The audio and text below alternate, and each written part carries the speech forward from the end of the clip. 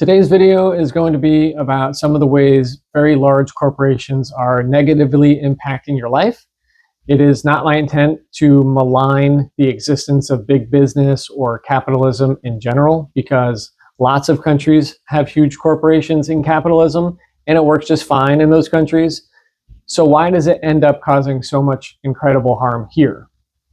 Well, the straightforward answer is that in most other countries, the government protects the citizens from being taken advantage of or outright abused by corporations. This isn't all that complicated to figure out.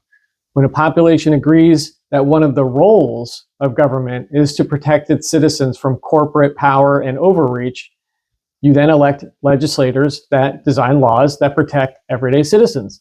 Sounds simple, right? Well, here in America, however, we don't have that.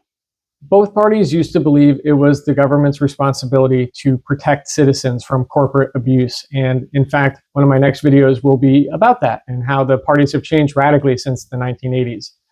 But now we have a system where one party absolutely does not believe in protecting people, and the other says they do, but then they present no real unified front or useful legislation towards that goal. Here's a very clear example. Imagine there is a power company in your area dumping mercury into the waterways, which probably is happening near you right now. Now imagine a new study comes out showing just how crazy bad mercury is for things that want to stay alive. And the general public in that area decide they do want the power company to stop poisoning their water. What normally happens is that elected Republicans in that area minimize the dangers of mercury, and then they remind the public that the power company employs hardworking Americans just like you who need jobs. And any attempts to interfere with that power company would mean job losses and economic turmoil in your area.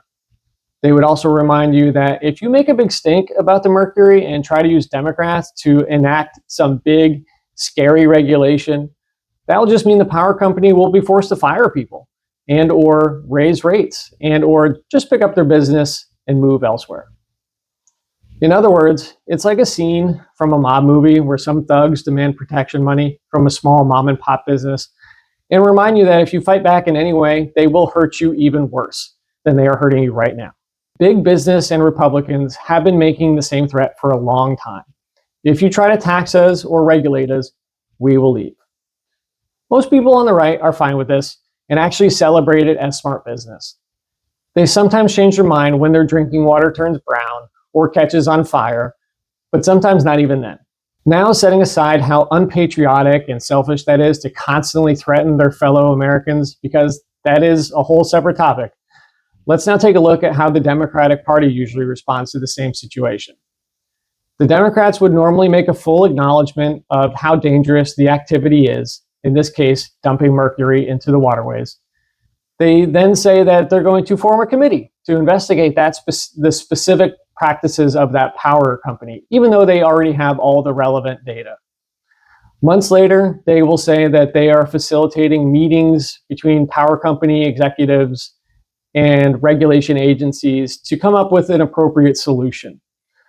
Oftentimes at this point, and by complete coincidence, I am sure, the business in question will make huge campaign donations to the relevant Democratic and Republican politicians in that area.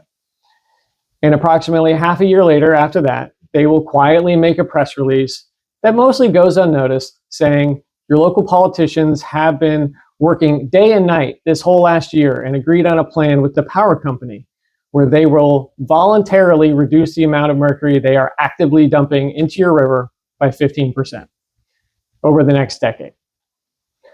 Of course, there will be no penalty if they don't do that, and they are not legally on the hook for any of the health problems the mercury is causing. Then a decade later, you will find out that they were following that new environmental suggestion by holding the mercury in a highly concentrated slurry in a vat somewhere, rather than just releasing all of it into the river. And that vat just broke, releasing all the contents into the groundwater anyway. And then the politicians, both Democrat and Republican, will offer up taxpayer money to clean up the mess the power company made.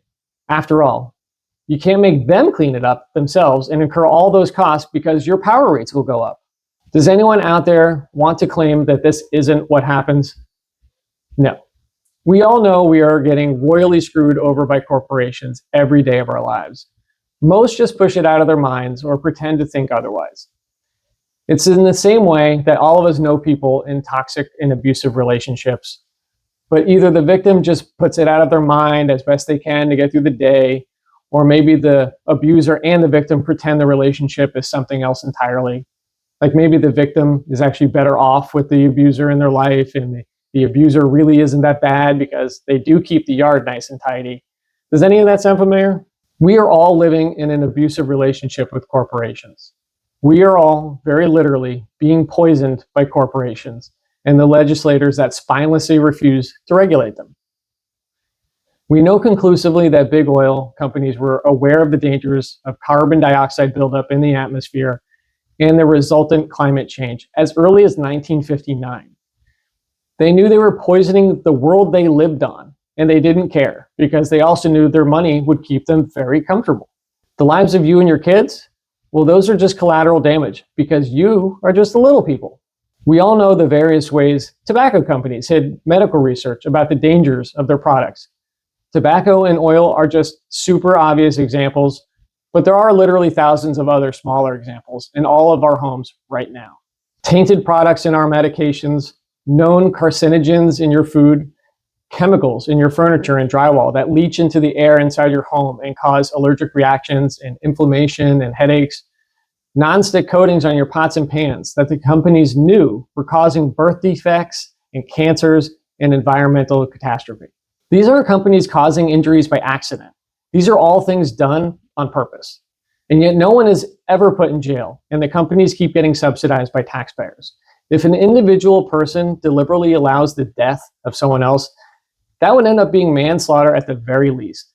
But if you work for a large company, you can do things that you know with 100% certainty will lead to birth defects, cancer, and death in the thousands, maybe millions, and you won't face any repercussions in America.